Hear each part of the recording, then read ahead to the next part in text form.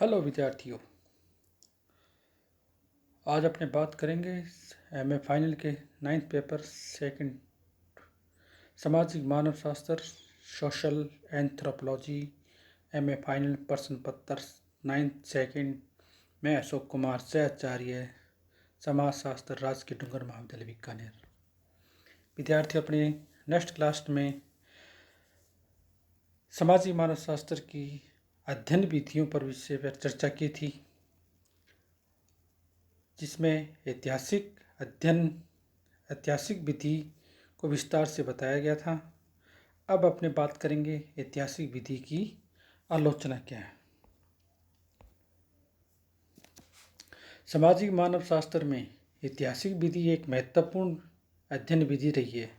संक्षेप में ऐतिहासिक विधि किसी एक संस्था या जटिल संस्थाओं का विश्लेषण उसके विकास के विभिन्न चरणों के संदर्भ में करती है। ऐसा करने में जहाँ तक संभव हो परिवर्तित होने वाली स्थितियों के कारण की खोज भी यह कहता है। इस विधि में हम संस्कृति या उसके किसी तत्व के कार्मिक विकास को देखते हैं, और यदि हमारा अध्ययन विषय ऐसे समाजों का है जिसके पास लिखित इतिहास नहीं है, तो हम ऐतिहासिक विधि द्वारा उस समय के अतीत का उपकल्पनात्मक पुनर्निर्माण करते हैं।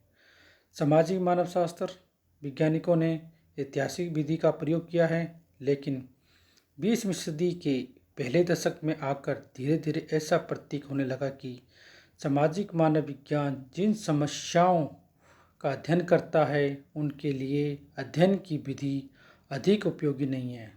इस विधि ने सामाजिक मानव विज्ञान को अगुणात्मक विज्ञानों की स्थिति प्रदान नहीं की, और सब सामाजिक मानव वैज्ञानिकों को एक पूरी पीढ़ी ने तुलनात्मक उद्विकासीय और ऐतिहासिक विधियों की आलोचना की। हम यहाँ ऐतिहासिक विधियों की आलोचना के विभिन्न पहलुओं प्रस्तुत कर रहे हैं। नंबर 1, किसी भी विज्ञान की अध्ययन विधि का आधार आगमन विधि होती है।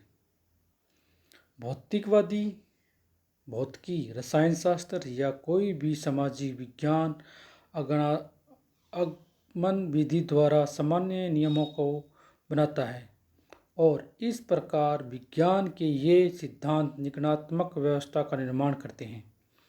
निगमन विधि का सार वस्तुतः सामान्यीकरण है। ऐतिहासिक विधि की बहुत बड़ी आलोचना यह है कि इतिहास में निगमन विधि नहीं होती। इतिहास अतीत की गहराइयों में विभिन्न सामाजिक संबंधों का निर्वचन करता है, पर इस विधि द्वारा सामान्यीकरण नहीं किया जा सकता। अतः ऐतिहासिक विधि अगुणात्मक विधि का प्रयोग नहीं करती, और उसके अभाव में सामाजिक मानव विज्ञान सामान्य नियमों या सिद्धांतों का निर्माण नहीं कर सकता। नंबर 2, हमें जिन समाजों की ऐतिहासिक आधार सामग्री प्राप्त है उनका अध्ययन तो हम भले ही इस विधि द्वारा कर लें, लेकिन आदिम समाज जैसे समूह जिनके पास कोई इतिहास नहीं है, परंपराओं और रूढ़ियाँ ही इनका इतिहास है, इनके अध्ययन में ऐतिहासिक विधि क्या करती है। मॉर्गन, रिवर्स आदि ने आदिम समाजों के अध्ययन में जहाँ ऐतिहासिक विधि को अपनाया है, उनका प्रयास अनुमान या परिकल्पना द्वारा आदिम समाजों की संस्कृति के विकास की खोई हुई कड़ियों का पुनर्निर्माण करना होता है, और परिकल्पनात्मक पुनर्निर्माण सामाजिक मानव विज्ञान के सिद्धांत निर्माण में कोई उपयोगी योग नहीं देता। अतः ऐतिहासिक विधि का प्रयोग आदिम समाजों या ऐसे समाजों के अध्ययन में जिनके पास लिखित इतिहास नहीं है अधिक उपयोगिता नहीं है। आज नव जाति विज्ञान के जो भी विवरण हमें उपलब्ध हैं, इसी ऐतिहासिक विधि द्वारा बनाए हुए परिकल्पनात्मक या अनुभवात्मक पुनर्निर्माण के सिद्धांतों का ढेर मात्र है। नंबर 3, इस विधि का एक और गंभीर दोष भी है। यदि यह विधि परिकल्पनात्मक पुनर्निर्माण करती है, तब भी इन परिकल्पनाओं का कोई भी अवस्था में सत्यापन नहीं किया जा सकता। आदिम समाज इतिहासहीन हैं, इनकी कोई आधार सामग्री नहीं होती जिन पर परिकल्पनात्मक पुनर्निर्माण का सत्यापन किया जा सके।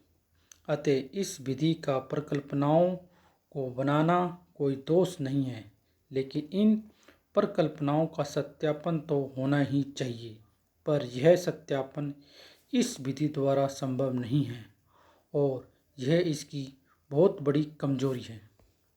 नंबर 4, ऐतिहासिक विधि में एक अन्य अभाव भी है। यह विधि अतीत की घटनाओं की जानकारी तो हमें देती है, लेकिन जानकारी सिद्धांत निर्माण के लिए उपयोगी नहीं होती। यह विधि तो केवल इस बात को बताती है कि घटनाओं का उद्गम क्या है और इतिहास के विभिन्न युगों में इन घटनाओं का कार्मिक विकास किस प्रकार हुआ। इसमें अतीत की घटनाओं के उतार चढ़ाव का इतिहास अवश्य है, पर इसमें समन्वयीकरण नहीं होता और इसके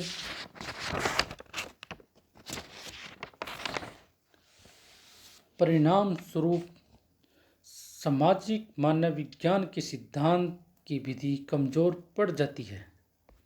नंबर 5, इतिहास केवल घटनाओं का नैतिक ब्यौरा देता है, इन घटनाओं का निर्वाचन एवं विश्लेषण प्रस्तुत नहीं करता और यह इसका सबसे बड़ा अभाव है। यह विधि आगमनात्मक दृष्टि से इस बात का विवेचन नहीं करती कि घटनाओं में यह परिवर्तन क्यों होता है।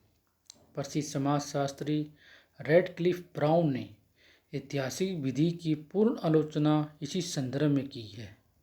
उनका कहना है कि यह विधि शैक्षणिक दृष्टि से बहुत रुचिकर लग सकती है, लेकिन व्यवहारिक जीवन में इसकी उपयोगिता बहुत कम है। रैडक्लिफ ब्राउन का बहुत बड़ा तर्क यह है कि यदि हम किसी भी ज्ञान को व्यवहारिक जीवन में लगाना चाहते हैं तो हमारे लिए ये बहुत आवश्यक है कि घटनाओं के संबंध में हमारा ज्ञान समन्वयकृत होना चाहिए। ऐसी अवस्था में सामाजिक विज्ञान को ऐतिहासिक विधि से अधिक आशाएं नहीं रखनी चाहिए। उपयुक्त आलोचनाओं के आधार पर ऊपर हमने सामाजिक मानवशास्त्र में प्रयोग में लाई जाने वाली ऐतिहासिक विधि की आलोचना की।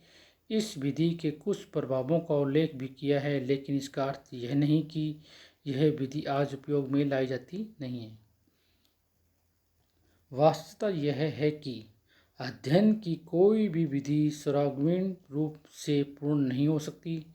ऐसी अवस्था में ऐतिहासिक विधि के भी कुछ अपने दोष हैं। फिर भी आज कुछ सामाजिक मानव वैज्ञानिक समाजशास्त्री इस विधि का प्रयोग कर रहे हैं। ऐतिहासिक विधि भी आज शीघ्र बदल रही है। हमारी इतिहास की अवधारणाओं में भी क्रांतिकारी परिवर्तन आया है। इतिहासकारों में आज ऐसे लोगों का अभाव नहीं है जो इतिहास को एक विज्ञान स्वीकार करते हैं। इनकी मान्यता है कि ऐतिहासिक घटनाओं का आधार कार्य कारण संबंध होते हैं। इतिहास सामान्यीकरण करता है। इतिहास को देखने या इतिहास के निर्वचन का यह नवीन संदर्भ इस विधि को संशोधित करने में बहुत उपयोगी है। अतः जब स्वयं इतिहास और उसकी अध्ययन विधियाँ परस्पर बदल रही हैं तो ऐसी स्थिति में ऐतिहासिक विधि सामाजिक मानव विज्ञान की विधियों में एक महत्वपूर्ण विधि हो सकती है।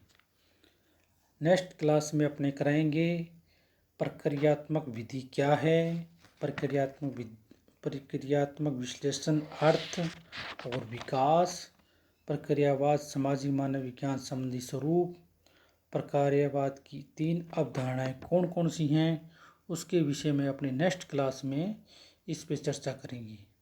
विद्यार्थियों, सामाजिक मानव शास्त्र की अध्ययन विधियों में ऐतिहासिक विधि, प्रक्रियात्मक विधि और तुलनात्मक विधि, इन तीनों का विशेष रूप से क्वेश्चन आता है, उस इन तीनों को पढ़ना बहुत ही अनिवार्य होता है।